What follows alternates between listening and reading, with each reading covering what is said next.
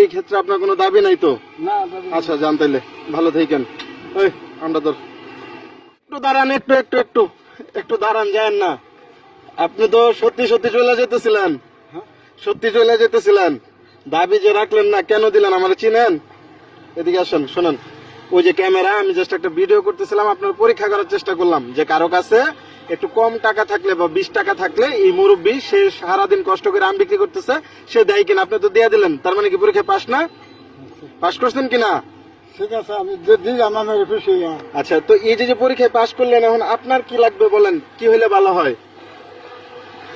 এই যে আমার যে আপনি আমটা দিয়া দিলেন, আপনি কি আমার চিনেন? হ্যাঁ, আমি যে আপনার পরীক্ষা করতেছিলাম, এটা প্রথমে বুঝছিলেন? বুঝেন নাই? আপনার নাম কি চাচা? আমার নাম আমিরুদ্দিন শেখ।